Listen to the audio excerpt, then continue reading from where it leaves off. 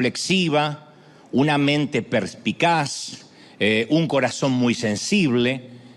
Y en la contraportada del libro descubrió el nombre de la anterior dueña, la señorita Hollis Maynell.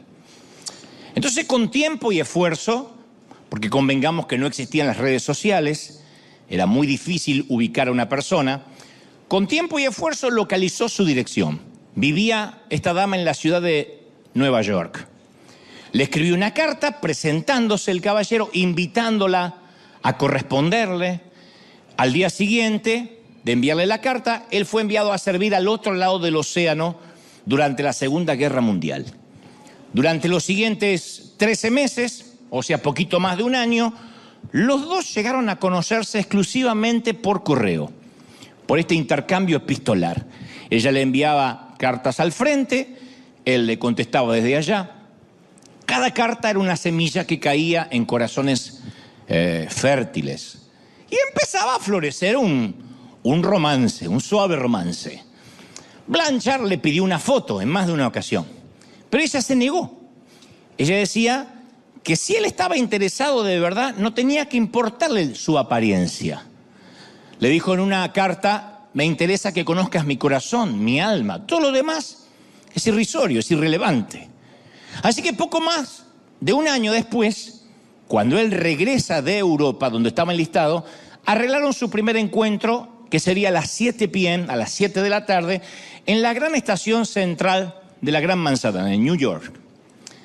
Ella escribió: John, me reconocerás por la orquídea que llevaré en la solapa de mi vestido. Así que a las 7 en punto, él estaba en la estación buscando a la chica cuyo corazón amaba, pero cuyo rostro desconocía completamente. Una suerte de citas ciegas. Y en sus propias palabras, el propio John Blanchard relata lo sucedido. Él dice, o dijo: llegué a la estación y vi a una mujer que se acercaba a mí. Era mucho más bella y hermosa de lo que yo me había imaginado. Alta, delgada, medidas perfectas, 90, 60, 120. Tez blanca, ojos grandes, una sonrisa que enamoraba a la distancia, un cabello negro ondulado, unos labios sensuales, enfundada en un maravilloso vestido verde. Me acerqué a ella, dice el caballero, olvidando por completo el detalle que no llevaba puesta una orquídea. Así que cuando por fin estuve cara a cara con la dama, ella lanza una sonrisa provocativa y dice: ¡hey! Mira por dónde caminas, marinero. Y acto seguido siguió de largo y entonces vi detrás a Hollis Maynell. Estaba de pie, detrás de la chica hermosa, con la orquídea, tal cual habíamos quedado, puesta en un vestido bastante raído, viejo. Una mujer bien pasada de los 50 años, de pelo muy canoso, recogido bajo un sombrero viejo. Era más bien rolliza, por decirlo de un modo fino, con sus pies de gruesos tobillos metidos en zapatos de tacón bajo. Y mientras veía este cuadro, la chica de verde se alejaba. En ese momento, dice John, yo me sentí tentado a escapar, a salir corriendo. Si me iba caminando rápido, si me pegaba media vuelta, me iba a perder entre los demás marineros y ella nunca sabría si llegué o no a la cita. Pero a la vez me sentí un canalla por querer escapar. Porque después de todo, esta mujer regordeta me había sostenido el espíritu durante la guerra. Tenía un alma maravillosa, sensible. Claro, no era lo que esperaba estéticamente, pero respiré profundo y como caballero que soy me acerqué. Y aunque me sentía ahogado por la amargura de tamaña desilusión, cuadré los hombros y me presenté. Le dije: yo soy el teniente John Blanchard y usted debe ser la señorita Maynell. Me alegro finalmente de conocernos en persona. ¿Me permite que le invite a cenar? Y entonces la mujer me miró maternalmente y se sonrió. Dice, mire, no sé de qué se trata, mijo, pero la joven que acaba de pasar vestida de verde me pidió que usara esta orquídea en mi abrigo. Y me dijo que si usted me invitaba a cenar, yo debía decirle que ella está esperándolo en el restaurante que está al otro lado de la calle.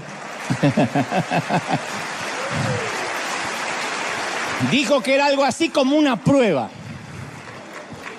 Eso es ser una muchacha sabia, ¿eh? Se ve que la chica sabía, dime a quién amas y te doy quién eres.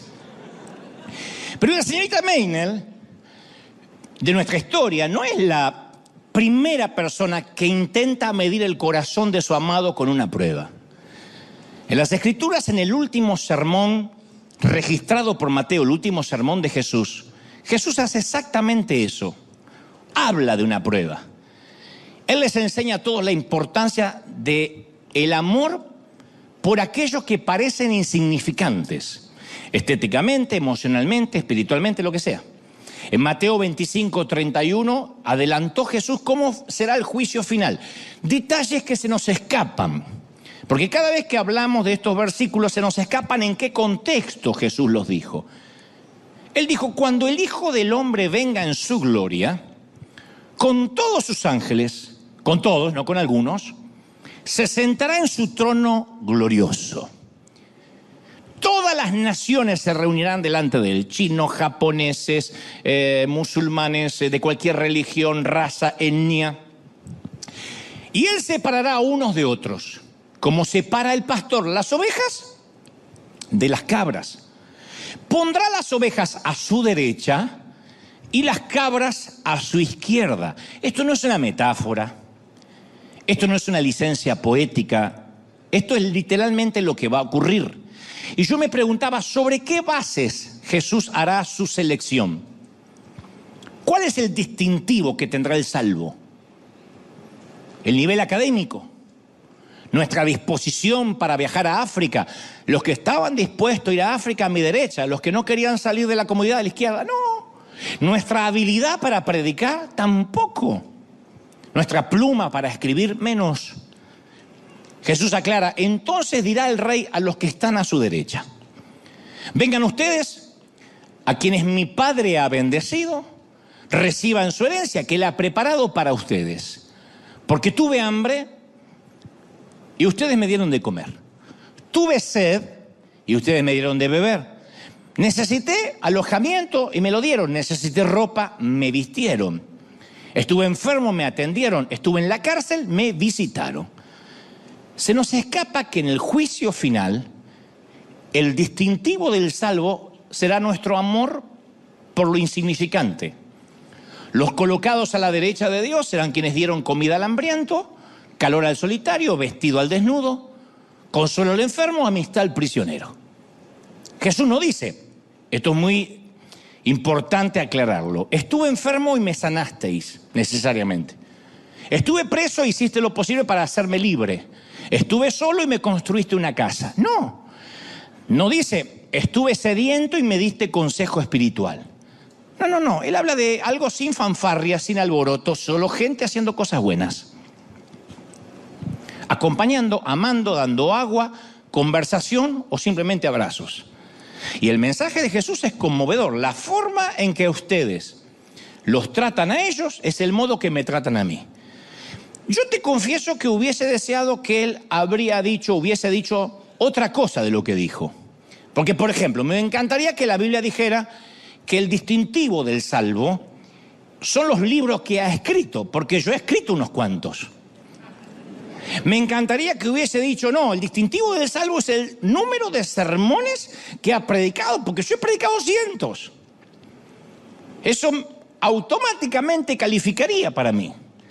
Sería muy bueno que hubiese dicho, pondré a mi derecha a aquellos que han llenado estadios o auditorios o han tenido programas de televisión o de radio, porque yo he hecho todo eso. Pero no fue lo que dijo. Si queremos ver a Jesús cara a cara, tenemos, dice la Biblia, que sentarnos junto a la anciana y ayudarla a dirigir la cuchara hasta la boca. Para ver a Jesús tenemos que ir al hospital y pedirle a una enfermera que nos señale quién no haya recibido visitas en días, en semanas, meses o quizás nunca. Para ver a Jesús tenemos que invitar a un café al hombre que se divorció, haya metido la pata o no, y echa de menos a sus hijos. Para ver a Jesús hay que ir al centro de la ciudad y darle un sándwich, no un sermón, un sándwich al que vive bajo un puente. Para ver a Jesús hay que ver la falta de atractivo, lo insignificante. La misma prueba que Hollis Maynell usó con John Blanchard. La misma. Los rechazados del mundo son los que llevan las orquídeas. Jesús le entrega su propia orquídea a un indigente y le dice, si te invita a cenar, dile que yo lo espero al otro lado de la calle. Si te da algo de comer, dile que yo tengo una cita con él. Si Blanchard se hubiera enfocado en la falta de atractivo de la señora de la orquídea, se hubiese perdido el amor de su vida. Nunca habría cruzado la calle. Si nosotros escapamos de los insignificantes y de los que llevan la orquídea, nos vamos a perder mucho más que el amor de nuestra vida. Cuando Francisco de Asís, dice la historia, le volvió la espalda a la riqueza porque quería buscar a Dios en la simplicidad e hizo una suerte de compromiso, de austeridad, él dice que en cierta vez se encontró con un leproso en el camino. Primero le pasó de largo porque iba afanado con sus cosas, pero después se detuvo, retrocedió y sintió que le debía dar un abrazo. Y después Francisco siguió su camino y a los pocos pasos volvió su mirada para atrás para ver al leproso y ya no había nadie. Y él predicaba y decía, por el resto de su vida él creyó y predicaba, aseguraba que ese hombre había sido Jesucristo, que era la prueba de su compromiso. Y yo digo, puede que haya estado en lo cierto. Puede que el leproso simplemente se haya ido o puede que haya estado en lo cierto. Porque Jesús vive en los olvidados, reside en los ignorados, hizo su casa en medio de los enfermos.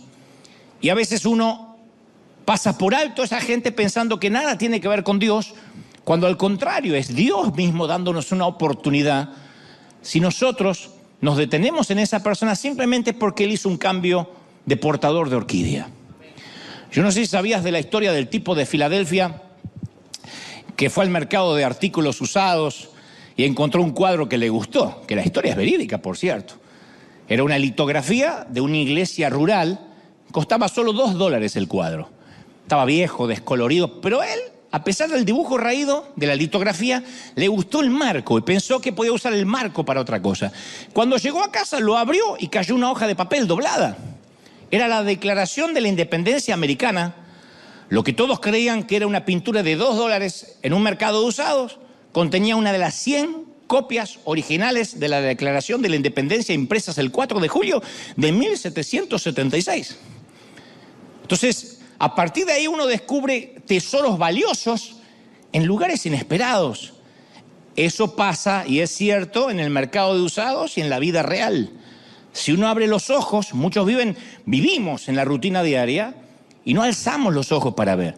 Muchos viven, mueren, y a mí que me ha tocado estar muchas veces en la estación terminal, en el último tren a casa de muchos, se lamentan por todo lo que no hicieron y muchos se preguntan, ¿para qué viví? ¿Cuál fue el propósito? ¿De verdad pagar el crédito, pagar el mortgage, la hipoteca? ¿De verdad? Digo, no está mal pagarla. Lo que digo es, ¿de verdad ese era el propósito de la vida? Otros dicen, yo solo quería dejarle una casa a mis hijos. ¿De verdad renunciaste a tu propia vida para vivir una vida vicaria? Una vida prestada, para prestarle tu vida a los hijos. Está bien dejarles algo, pero renunciar al propósito propio. Yo supongo que no estás entre esa gente, no me miren así, esa gente viene al otro servicio, porque no estarías escuchándome aquí un domingo si estuvieras en ese grupo. Yo sé que quieres que tu vida importe, por eso mismo te voy a compartir algo de información que a mí literalmente me voló la tapa de los sesos. Es información explícita, clara, directa. La nuestra es la generación de cristianos más rica que jamás haya existido en toda la historia de la humanidad. Es la más rica, la generación más rica, independientemente de lo que estén pasando. Sé que del otro lado hay gente diciendo, ¿cómo se ve que están en Estados Unidos? A donde vivas, Venezuela, Argentina, donde vivas. Podemos viajar alrededor del mundo en 24 horas o enviar un mensaje de texto en 1 milisegundo. No lo hubiesen soñado nuestros bisabuelos ni locos. Tenemos al alcance de la mano la investigación, las medicinas más sofisticadas, tenemos abundantes recursos. Estaba leyendo que según un informe del desarrollo humano de las Naciones Unidas, 3/4 partes de los ingresos mundiales, 3/4 partes, se dividen entre el 20% de la población mundial. O sea que la riqueza solo va al 20%. Y si se compartiera al menos un 2% de la cosecha mundial, por ejemplo, de grano, 2%, sería suficiente para borrar todos los problemas de desnutrición alrededor del mundo. 2% del grano. O sea que Dios hizo un planeta, que a veces decimos el planeta cada vez está peor, se está incendiando, el calentamiento global. Aún así, el almacén del planeta funciona. Hay suficiente comida para ofrecerle a cada persona una dieta de 2.500 calorías diarias. Y tenemos suficiente cama para todos los huérfanos del mundo. Hay 145 millones de orfanatos, 145 millones de orfanatos alrededor del mundo. Casi 236 millones de personas solo en los Estados Unidos se consideran a sí mismos cristianos. 236 millones de personas son como Flanders de los Simpsons. Soy cristiano, te dicen. O sea que estadísticamente los americanos tienen, solo los americanos, los gringos, tienen los recursos necesarios para alojar a todos los huérfanos del mundo, a todos. Ahora ustedes dirán, bueno, evidentemente no todos están en situación de poder hacerlo. Hay gente mayor, hay enfermos, también hay desempleados, es cierto. Pero ¿qué pasaría si un pequeño grupo nada más de los que pululan las iglesias los domingos por la mañana lo hiciera? Supongamos un 6%, eso es menos del diezmo, 6%. Si eso se hiciera, podríamos proveer un hogar a 14 millones de niños en África que quedaron huérfanos a causa de la epidemia del SIDA. Solo si un 5 o 6% tuviera conciencia. Ahora, como soy consciente de todo, yo sé también que no podemos chasquear los dedos y esperar que el grano circule a través de las fronteras, todos los presidentes sean amigos, Putin deje de invadir Ucrania, Maduro, Fernández y unos cuantos que andan dando vuelta por ahí, Ortega en Nicaragua, digan, ay, a partir de ahora compartamos el grano porque somos todos buenos, o que todos los gobiernos permitan las adopciones internacionales. No va a pasar, porque la politiquería hacen que fracasen los mejores esfuerzos, las mejores intenciones. Entonces los corruptos, los gobiernos hegemónicos, totalitarios, paralizan el sistema. Yo lo sé, pero hay algo claro que está en las Escrituras, que el problema no está en el suministro, sino está en la distribución. Por ejemplo, 10 granjeros, síganme porque aunque ustedes digan, ¿esto qué tiene que ver con lo que Dios me va a hablar? No saben cuánto tiene que ver. 10 granjeros que son productores de leche ocupan el mismo valle. Y entre todos tienen un lote de 10 vacas lecheras. Pero las vacas no están distribuidas por igual entre los 10 granjeros. O sea, no les toca una vaca por cabeza. Uno de los granjeros tiene 9 vacas. Los otros 9 comparten 2 vacas. Entonces nos parece justo y no. Pero nosotros que tenemos las 9 vacas decimos, pero yo trabajé duro por mis 9 vacas. Yo trabajé duro para tenerlas. ¿Por qué las tengo que compartir? Pero esa no es la pregunta. La pregunta es, ¿por qué algunos pocos de nosotros tenemos tanto y la mayoría en el planeta tiene tan poco? La última vez que estuve en Uganda, me di cuenta que hay muchísimos niños que no saben lo pobre que son. No tienen la menor idea porque no tienen dónde comparar. No tienen con qué comparar. No tienen acceso a internet, no tienen acceso a streaming. No tienen ni idea que son pobres y que comen galletas de lodo. Conocí a un tal Moratti, un padre de 7 hijos, 7 u 8 hijos, que gana el equivalente a $1 a la semana. $1. Se rompe el lomo para alimentarlos. $1 a la semana. El tipo no es un criminal, no es mal tipo, no lastimó a nadie, no golpea a la mujer. Es un hombre, hasta donde yo sé, íntegro. Y yo digo, ¿por qué tanta diferencia? Porque Moratti tiene miedo, pero necesita un año para ganar lo que yo gasto una mañana en un Starbucks. Él necesita un año de trabajo para lo que nosotros gastamos en un café y algo para comer. Parte de la compleja respuesta, ¿cuál es? Y bueno, que nació en el sitio equivocado. Nació en un sitio desprovisto de seguros, pensión por invalidez, no tienen becas para la universidad, no tienen ayudas gubernamentales ni las van a tener, un lugar sin biblioteca, sin vacunas, sin agua limpia, sin rutas asfaltadas. Nosotros tenemos todo eso, Moratti no tiene acceso a nada. Y entonces en el juego de la vida, muchos de nosotros jugamos en las ligas europeas, hablando en metáfora, ¿no? Algunos en equipos nacionales pequeños, pero muchos otros ni siquiera están en un equipo y no van a estarlo nunca, porque con 7 hijos y $1 a la semana no hay forma de estar en un equipo. Pero no hace falta tener 16 horas de avión, 20 horas de avión para encontrarnos con Moratti u otros como él. Los Moratti viven en las barriadas que pasamos por delante cuando vamos a trabajar. Está lleno de Morattis revolviendo basura, juntando cartones, cobre, papel en todos nuestros países. Son los pobres, los quebrantados de corazón, los cautivos, los ciegos. Yo sé que hay gente que es pobre porque tiene una mentalidad miserable. Yo sé que algunos lo están pensando. Hay muchos que con mente parásita que quiere que el gobierno los mantenga. De esos también hay. Son los mantenidos por ciertos sectores del gobierno para que vayan a sus movilizaciones, para que hagan paros generales, para que corten rutas con palos y para que voten vitaliciamente por ellos, por su candidato. Pero yo me refiero a esos pobres que no son parásitos, pero que tienen parásitos en el cuerpo que le debilitan la salud, que pasan 6 horas por día para recoger agua, o que el SIDA se llevó a sus padres, como nuestros huérfanos en Uganda. Entonces, ¿cuál es la solución a la pobreza? Se encuentra en la compasión que tenga el pueblo de Dios. La solución a la pobreza no la tiene ni Bukele, ni Biden, ni Fernández, ni Cristina Kirchner. La solución a la pobreza la tiene la Iglesia de Cristo, el pueblo de Dios, la compasión. No la tiene AMLO. No hay ningún presidente que pueda tener la solución. No estoy hablando de un régimen comunista o socialista. Uy, entonces vamos a compartir todo necesariamente. No, sino de la compasión de los hijos de Dios. Ahora, yo sé que las soluciones fáciles no existen, pero la pobreza no es falta de caridad, es falta de justicia. ¿Por qué algunos de nosotros tenemos 9 vacas, mientras que el resto solo tiene 2 o 1? ¿Por qué 1.000 millones de personas se van a la cama con hambre todos los días, mientras que nosotros estamos sufriendo porque se nos colgó Netflix? 1.000 millones se van a la cama con hambre. ¿Por qué mueren 30.000 niños por día, 1 cada 3 segundos, de hambre o de enfermedades que se podrían prevenir?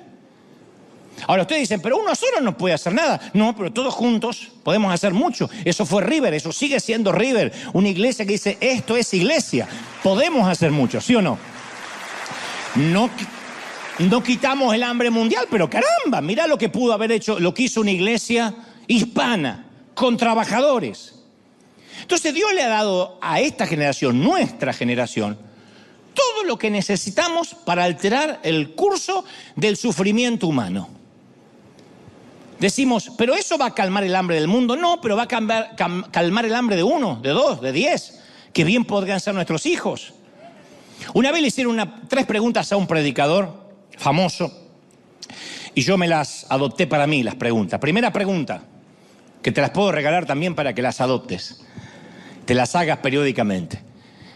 Si hubieses sido un cristiano durante la Segunda Guerra Mundial, un cristiano alemán,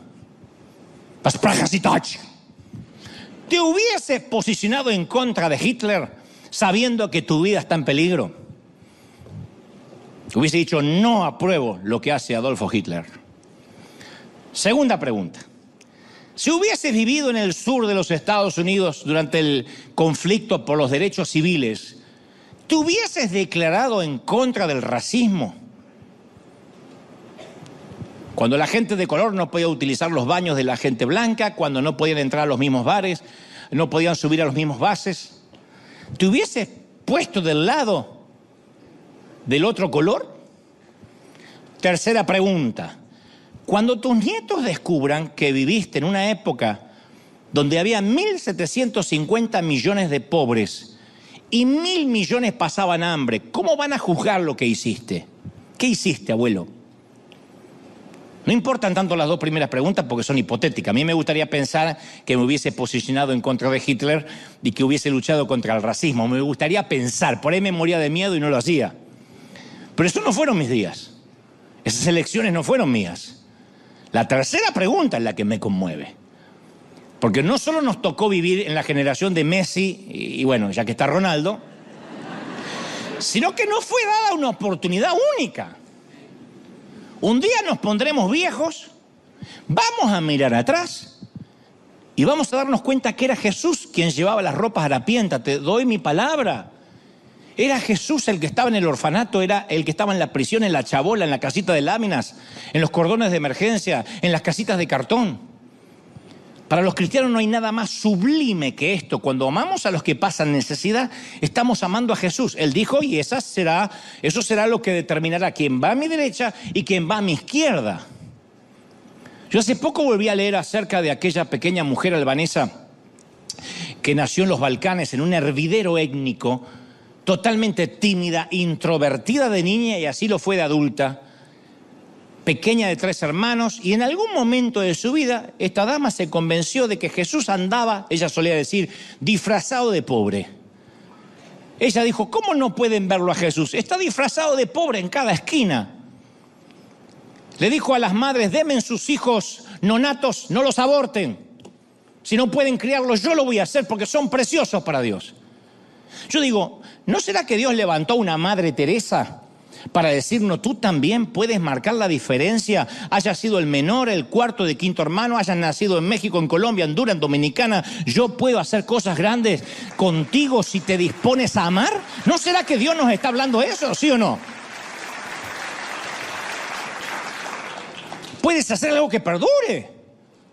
La gente a la que Jesús le entregó su orquídea viven en nuestro barrio, siguen viviendo ahí. Otros viven en junglas que no vamos a llegar nunca, tienen nombres que nunca vamos a poder pronunciar.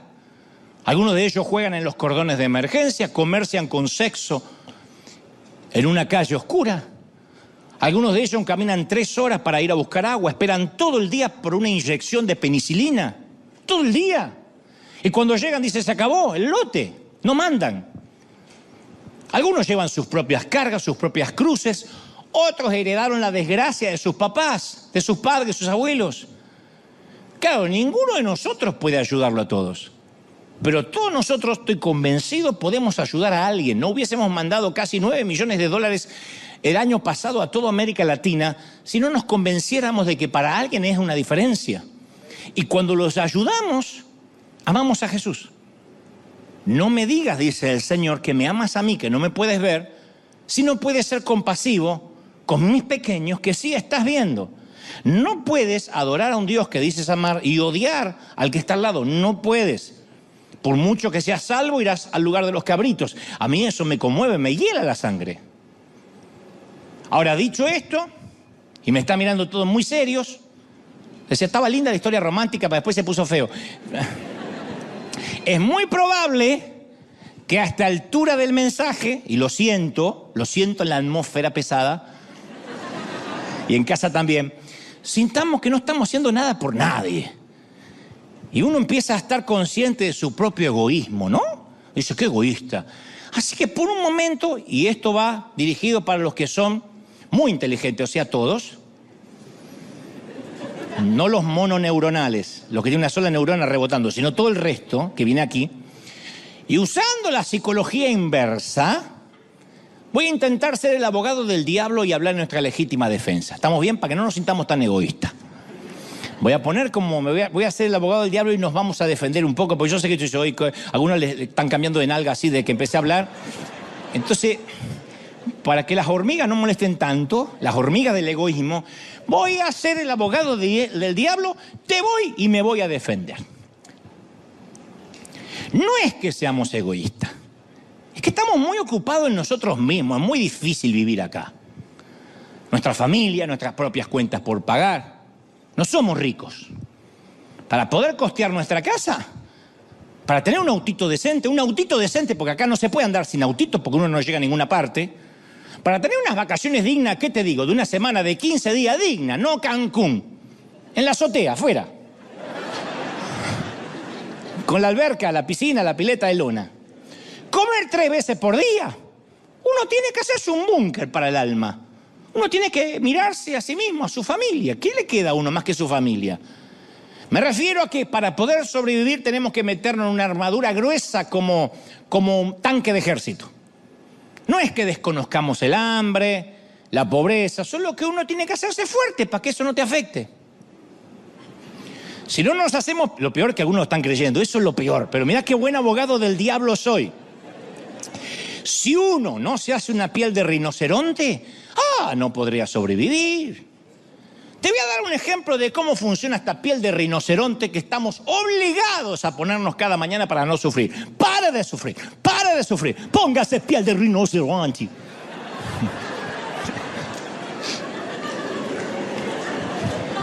Ejemplo, vamos al mercado. Una mañana, un mediodía, estamos esperando en la caja y notamos que la mujer de adelante está contando el dinero para pagar. O está sacando cupones, que aquí en Estados Unidos se usa mucho. Pero para que me entiendan en otras partes del mundo, está juntando el dinero, el menudo, el cambio para poder pagar.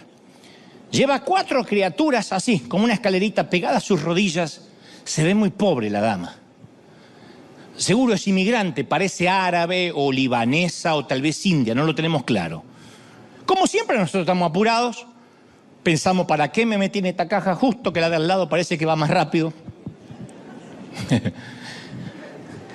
La mujer intenta pedir disculpas en su idioma y nosotros siempre tenemos esa costumbre de que cuando no nos entiende creemos que si gritamos en nuestro idioma nos entienden. ¡Tranquila! ¡No hay problema! Pensamos que si gritamos en español entiende. No es sorda, no entiende el español nada más. Pero siempre somos así. Un gringo nos pregunta algo en inglés. ¡No hablo inglés! No es sordo. Pero está bien. Dejamos, tampoco somos tan canallas como para apurar a la pobre mujer. Pero nos damos cuenta que la mujer que está en la caja le dice que va a tener que dejar algo de comida, que no le alcanza para toda la compra. Y entonces una voz, un sentimiento viene en nuestro corazón. Traspasa la armadura y la piel de rinoceronte dice, tú podrías ayudarla. Tal vez esta sea una prueba. Tal vez el Señor le haya puesto una orquídea a la mujer. Se nos hace un nudo en la garganta, miramos a los chiquitos, se nos humedecen los ojos al ver que la mamá tiene que dejar leches, tiene que dejar un par de pañales, el pan, porque no le alcanza. Estamos teniendo un ataque severo de compasión. Podría ser, insisto, Jesús disfrazado. Sin duda, esta es la mujer de la orquídea en nuestro día. Pero entonces reaccionamos y racionalizamos. Es mejor que no nos metamos. 4 hijos, ¿en serio 4 hijos? Si no le alcanza para alimentarlo, ¿por qué no lo pensó cuando los hizo? ¿Le gustó hacerlo? Bueno, mantenga el calzón en su lugar, mija. Asuma su responsabilidad. 4 hijos.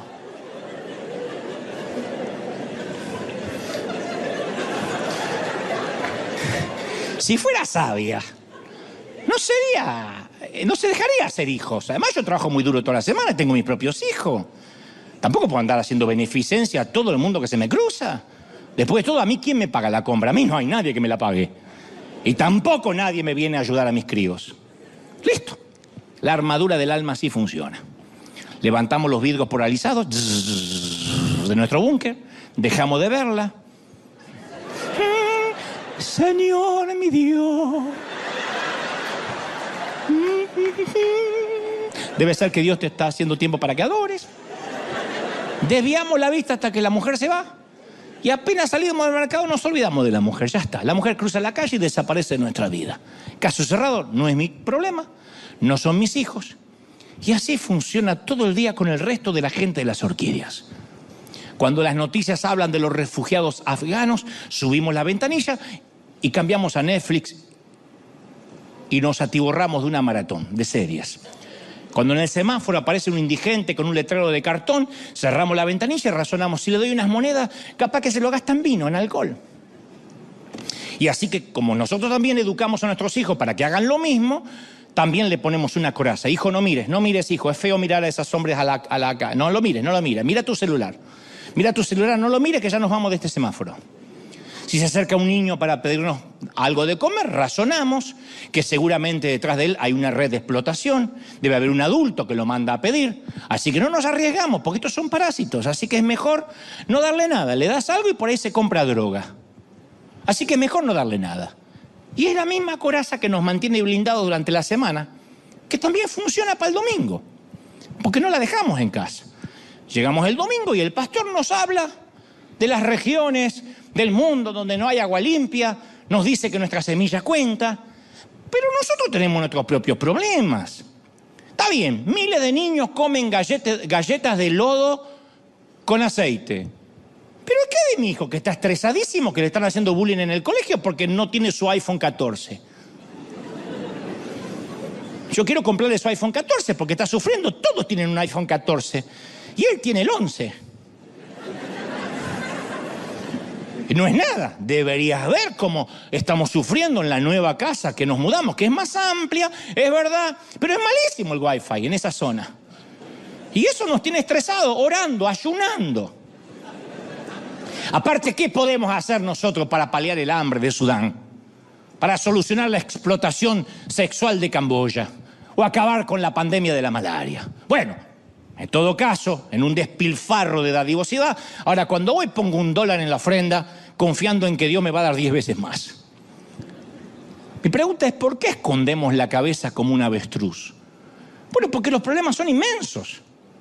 1.000 millones de pobres, sí, 1.000 millones. Y nosotros tenemos nuestros propios problemas. Eso es cierto, tenemos nuestras cosas. ¿Cómo podemos cambiar el mundo si siquiera podemos cambiar nuestros hábitos?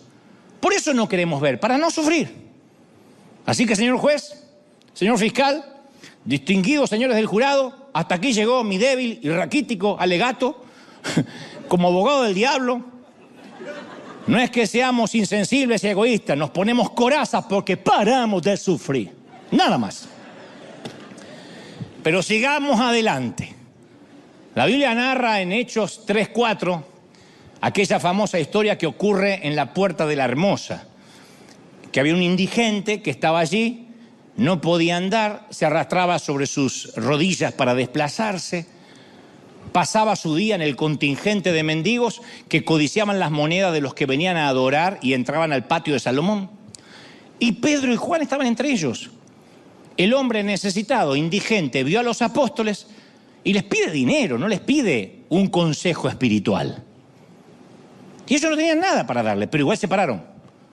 Dice Pedro y Juan, fijando en él los ojos, le dijeron, míranos. Los dos miraron, dice la palabra, al hombre con tal compasión que él estaba atento pensando que les iba a dar algo. O sea, no lo miraron con vergüenza, no dijeron, no mires que me hace mal, otro indigente más. Ya se fue Jesús y sigue habiendo indigentes, yo no sé cuándo esto va a terminar. No se irritaron, no lo rechazaron, no hicieron un comentario cínico. Es muy difícil, yo sé que es muy difícil ver el sufrimiento de la gente a la cara. Es más cómodo mirar para otro lado, siempre. Porque el sufrimiento humano no es agradable a la vista. Uno mira las mejillas polvorientas de los refugiados pakistaníes, los ojitos de los chiquitos que quedan en las fronteras deportados, las siluetas de la gente que a veces vemos a la noche cuando venimos de cenar debajo de un puente calentándose en un bidón grande con fuego. Los informes dicen que 1.7 millones de personas viven con menos de $1.15 al día. ¿Y nosotros qué vemos cuando los vemos? ¿Qué vemos? ¿Qué sentimos? Mateo 9:36 dice, y al ver las multitudes Jesús tuvo compasión de ellas, porque estaban desamparadas y dispersas como ovejas sin pastor. Entonces esta palabra compasión, que ya no abunda en las congregaciones, es una de las más extrañas que aparecen en la Biblia. El léxico del Nuevo Testamento griego dice que la palabra significa ser conmovido hasta las entrañas, acá adentro, hasta acá. Es como un retorcijón de panza. ¿Por qué es esto? Porque comparte la raíz de la palabra con la palabra esplagnología, que es la rama de la anatomía dedicada al estudio de las vísceras. En otras palabras, la compasión literalmente es una patada al estómago. ¡Pac! Eso es la compasión. No es, sí, le di una moneda. No. Fui al Mac frito y dejé $1 más porque lo mandan a África. Eso no es compasión. Eso es limosna, tip. Quizás es por eso que no queremos ver. Porque nos da una patada en el estómago. Porque uno entiende que hasta empieza a crear los hijos diferentes. Cuando nuestros mocosos se ponen a reclamar cosas que no deberían reclamar cuando ni siquiera pagan renta ni pagan la casa y se ponen a reclamar y hacen berrinches por un celular o por una conexión al Wi-Fi o por unas zapatillas que se quieren comprar de marca, y uno pierde la compasión, va perdiendo el foco y de verdad empieza a preocuparse por una baja conexión a internet, de verdad, porque somos así. Porque por lo demás no podemos hacer nada. Pero ¿qué pasaría si pudiéramos hacer algo? ¿Qué pasaría si el hecho solo de prestar atención redujera el dolor de alguien? Porque Jesús dice que va a poner a las ovejas a la derecha porque lo visitaron, porque lo abrazaron. No dice porque me resolvieron el problema. Pedro dijo, yo no tengo plata ni oro, pero lo que tengo te doy. En el nombre de Jesús de Nazaret, levántate y anda. Y tomando de la mano derecha le levantó y en el momento, dice, se le afirmaron los pies y los tobillos y saltando y se puso en pie y anduvo y entró con ellos en el templo saltando y alabando a Dios. ¿Qué pasaría si Pedro hubiese dicho, y yo no tengo plata ni oro, mejor no me meto, yo tengo mis propios problemas? Dinero no tengo, ¿qué te voy a dar? No lo hizo. Ahí estaba la gruesa mano del pescador, agarró la frágil mano del mendigo. Entonces todos nosotros nos topamos con mendigos a la puerta, mendigos de amor, de cariño. Hay artistas, yo conocí un montón de mendigos durante el año que estuve en televisión. Montón de mendigos, glamorosos por cierto. Maquillaje, operaciones, botox, dinero, pero mendigos de amor, de cariño, de afecto. Me daba lástima ver a algunos embebidos en alcohol para poder hacer una nota, un reportaje. Me daba pena ver cómo algunos necesitaban salir desesperadamente a fumar en la puerta porque no podían aguantar 3 minutos más sin un cigarrillo. Mendigos. Mendigos de salud, mendigos de paz. Tuve invitados que me decían, yo le tengo miedo a todo. No solo a volar, le tengo miedo a comer, le tengo miedo a vivir, tengo miedo a respirar, lleno de tics. Uno de los exitosos en su rubro. Y ahí están. Y yo tengo la desesperación de querer predicarle, de querer que cambie de vida, de que se arrepientan. Y el Señor lo único que me dice, míralo a los ojos, míralo, obsérvalo y abrázalo. Pero nosotros tratamos de no mirar a los ojos para no ver la persona. Yo una vez te conté una escena de una película donde una pareja sale de cenar y ve a una vieja prostituta durmiendo encima de unos cartones en la puerta de un viejo burdel. Y ella dice, deberíamos hacer algo por ella. El caballero responde, no nos metamos, es solo una vieja ramera. Pero tiene que ser algo más que eso, dice la mujer. Quizás sea una madre. ¿Hablas en serio?, dice él. Estas mujeres no suelen tener hijos. Y si los tienen, los abortan. Bueno, quizás tenga un esposo, un novio. ¿Qué tal un amante? ¿Que la eche de menos? Menos, dice el caballero. Estas mujeres están condenadas a la soledad. La dama piensa un momento más y dice, bueno, pero hay algo que seguro sí es la hija de alguien. Seguramente alguna vez fue una niña en los brazos de un papá. Y seguramente alguna vez soñó con tener una casa, una familia e hijos. Mucho antes de que supiera lo que es el sexo y la prostitución, jugó con muñecas y fue a una escuela. Eso ya es algo. Fue la niña de alguien, así que debajo de esa piel arrugada, curtida y manoseada por cientos de hombres, se esconde una niña. ¿Ves? Ya tenemos una buena razón para sacarla del frío y darle de cenar esta noche. Ese es el secreto de la compasión. Dejar de mirar el problema y empezar a ver a los hijos de alguien. Lo dije una vez y causó controversia y se hizo tendencia en TikTok. Yo le dije, antes de condenar a un pecador, quiero que le pongas la cara de tu hijo. Es que Dante está apoyando el pecado. No, ponle la cara de tu hijo. Porque es fácil decir pecador desgraciado. Pero cuando es tu hijo, cuando es mi hijo, inmediatamente no condonamos el pecado, no celebramos el pecado, pero abrazamos a ese muchacho que tembloroso está en la cocina de casa y acaba de asesinar a alguien.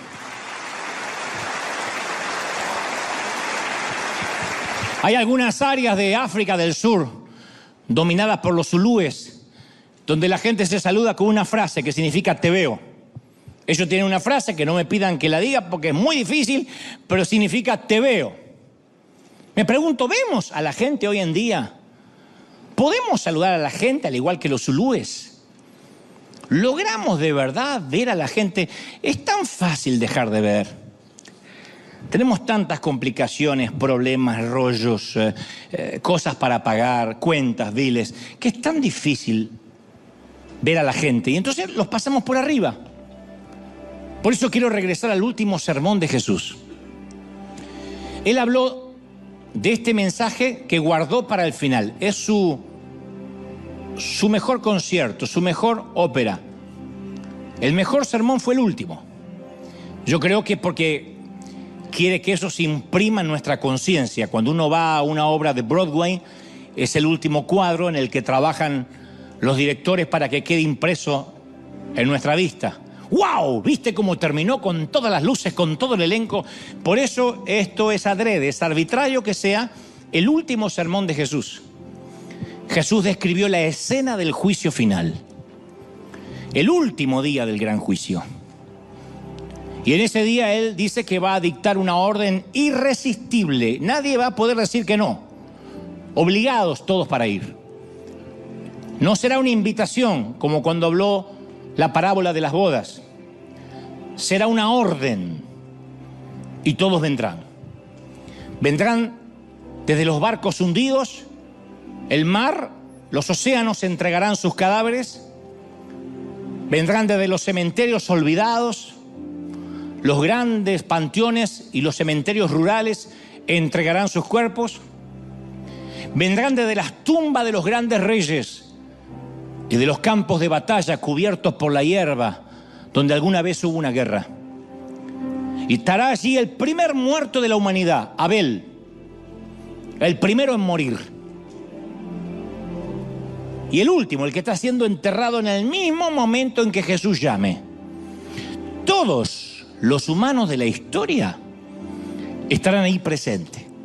Y dice las Escrituras, y estarán todos los ángeles. Primera vez que estarán arcángeles, serafines, querubines, el coro mayor, superior, inferior, todos los ángeles presentes en ese día.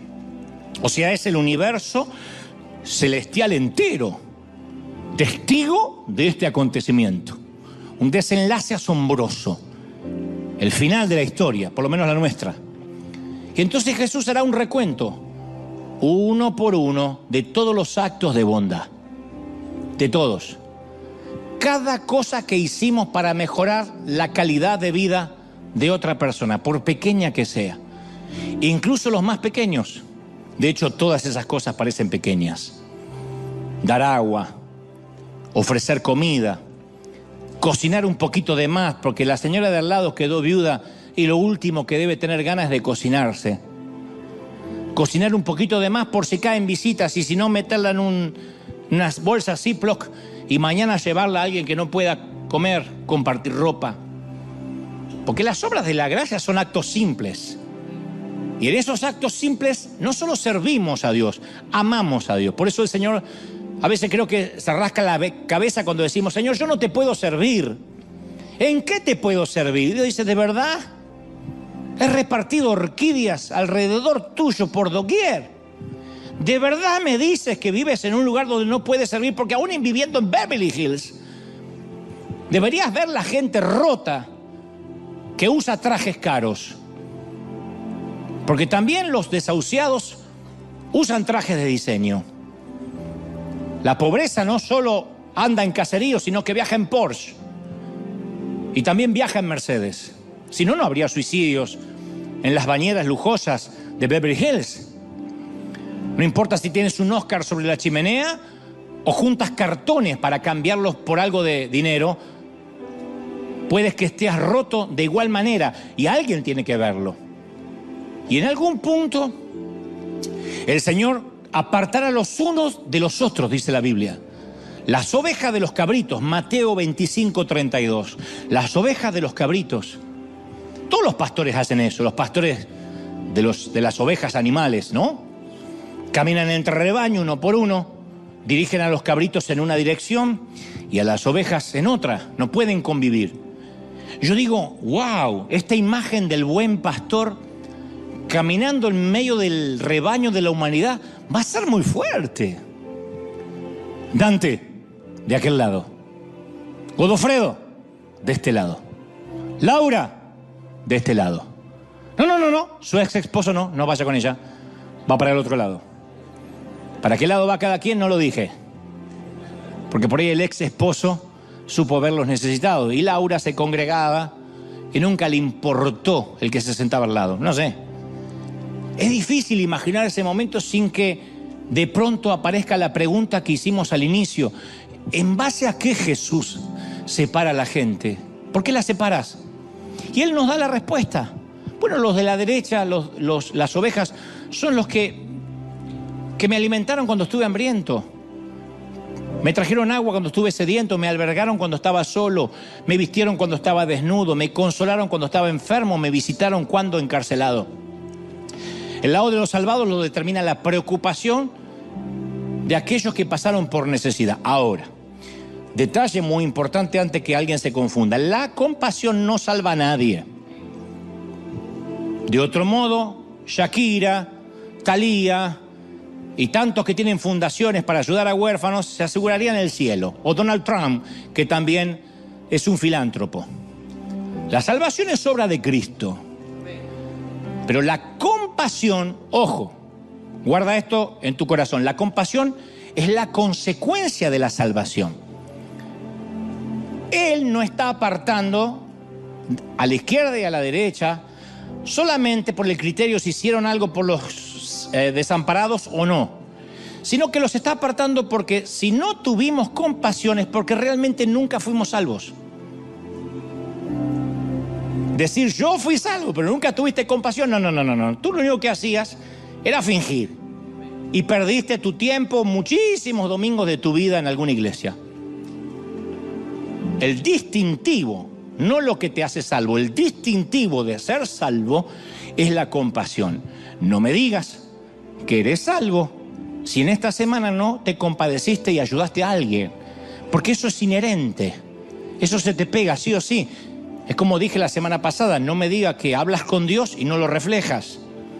No me digas que es una persona de muchísima oración y tu cara no lo refleja y vives apesadumbrado, enojado, maltratando, porque tú lo que haces es rezar, tú no oras. Automáticamente uno contempla a Dios y refleja a Dios. Uno es salvo y sí o sí tiene compasión. Los salvos no son los que van a los congresos, los que pasan al altar, los que le agarran la chiripiorca, los que le agarran el tembleque, los que se caen por el poder de Dios, los que hablan en lengua. Los salvos son los que miran al pequeño porque ahí está Dios disfrazado. Eso lo dice el Señor en el día del juicio final. Y las ovejas y los cabritos reaccionarán con la misma pregunta. ¿Cuándo te alimentamos? ¿Cuándo te vestimos? ¿Te consolamos? Ambos preguntarán lo mismo. Y la respuesta de Jesús sonará de un modo parecido a esto. ¿Te acuerdas cuando te bajaste del tren aquella vez? Ahí empezó tu peregrinar. Recuerdo que corría el año 1991. Una mañana de mucho frío, ibas con tu bolsito a trabajar en la estación terminal. Todos los que iban a trabajar estaban atareados, enfocados en lo suyo. Tú también lo estabas, fíjate. Tenías que comprarle pañales a tus hijos, pagar la renta, el alquiler. Pero te hiciste tiempo para verme. Te estoy hablando de esa mujer indigente con dos chiquitos agarrados de sus piernas entre el kiosco y la cafetería. ¿Te acuerdas? Estaba sentada sobre unos cartones. Tenía un viejo gorro de lana. Pedía algunas monedas para darle de comer a sus hijos. Y la multitud pasaba rápidamente, como si yo fuera un holograma, una planta de plástico. Pero tú te paraste. Yo sé que estabas ocupado, lo hice a propósito, fue en esa hora pico. Porque no es lo mismo que te juntes un sábado cuando no tienes más nada que hacer y tengas compasión. Si bien lo valoro, aquí es detener tu reloj. Yo sé que estabas ocupado porque miraste el reloj 2 veces. Pero aún así te paraste y te acordaste de mí. Fuiste a la cafetería de enfrente, mirabas el reloj porque llegabas tarde a tu empleo. Pero aún así te hiciste tiempo, me compraste un té caliente para mí y unos sándwiches y chocolate caliente para mis hijos. Sí, aquella mujer olvidada era yo, con mi orquídea. Y aún viendo su aspecto insignificante, me invitaste a un desayuno inolvidable. No comíamos hace 2 días.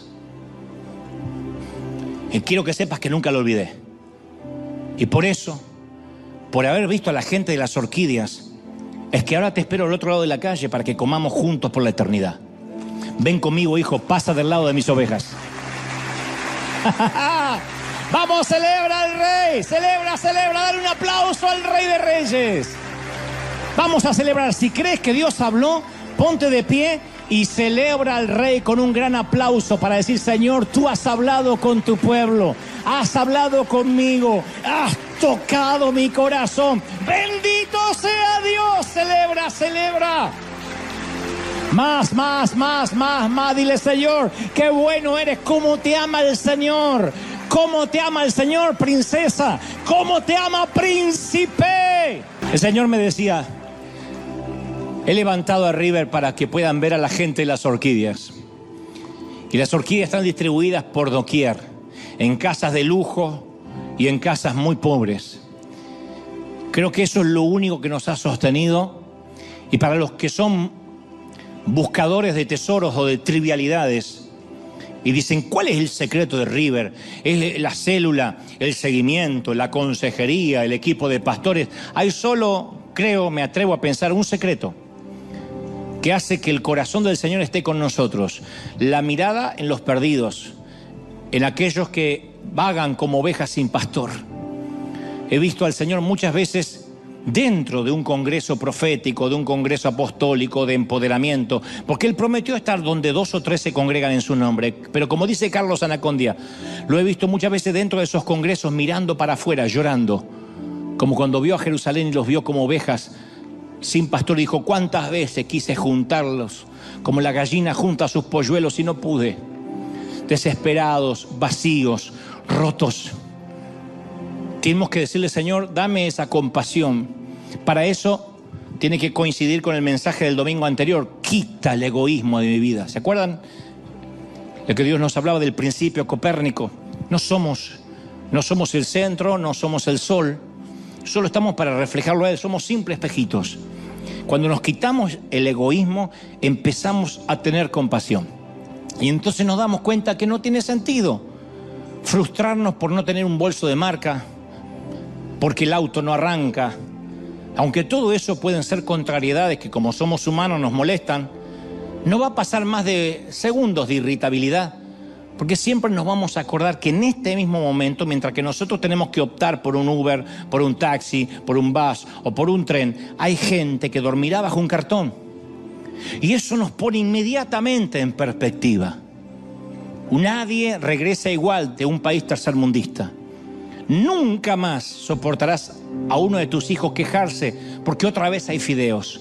Cuando viste a los chiquitos que la barriga se les hincha así, y perdonen que lo repita tanto, comiendo galletas de lodo con aceite.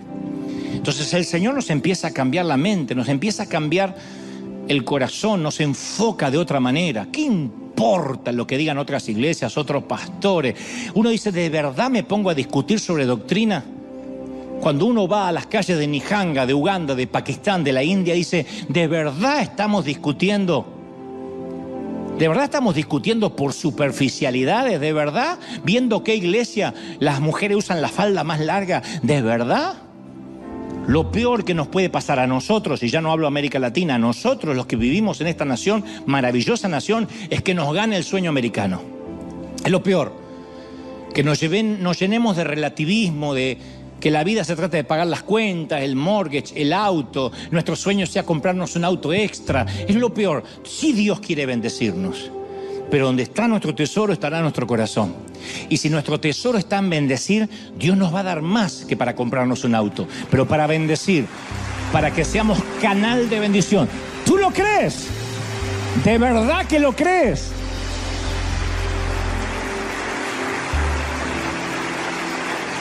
Y Dios dice: River, yo te felicito porque has bendecido gente que no conoces. Hemos llegado a países donde nunca nos van a dar las gracias y hay gente que ni sabe que esto vino de una iglesia. Solo dicen: gracias Jesús, es lo único que sabe. Pero esa conexión divina, esa triangulación eterna que hemos hecho, es lo que el Señor hace que anote en su libro de memorias. Lo has hecho. Eso es la ofrenda. Eso es dar. Por eso me exaspera, me violenta. Diríamos en mi país, me calienta mucho Cuando alguien hace pactos de dinero, pasa aquí, si quieres un auto del año, trae tus $1,000 y trae 10,000 más si quieres que Dios te dé tu casa. Porque Dios nunca dijo que la prosperidad vendrían para nuestros lujos. Dios nos prospera para que veamos al pequeño, para que demos comida al hambriento, para que demos agua al sediento, visitemos al preso. ¿Tú lo crees de verdad? Y Dios dice: iglesia, te he levantado como un estandarte, como un lighthouse. Te he levantado como un faro en medio de la niebla. Y los que no, dile: Señor, lléname de compasión. Vas a ver, a los que están del otro lado, les digo ahora que estamos conectados en todo el mundo, que aquellos que están sufriendo, mi pastor no me da el micrófono, yo tengo el deseo de predicar y no me unge, y el púlpito nunca me lo dan, yo deseo cantar y nunca estoy ahí. Vas a ver que todo eso pasa a ser una bobería. Vas a decir: pobres esos que lo único que pueden hacer es cantar, porque hay tanto para hacer. La mies es mucha, los obreros son pocos. Sigue reunida la Trinidad diciendo: ¿a quién enviaremos? ¿A quién enviaremos? Todavía esa reunión de board, de comité en los cielos, no se terminó. ¿A quién enviaremos? Y Él deja que oigamos la reunión para que alguno de nosotros digamos: Señor, heme aquí, envíame.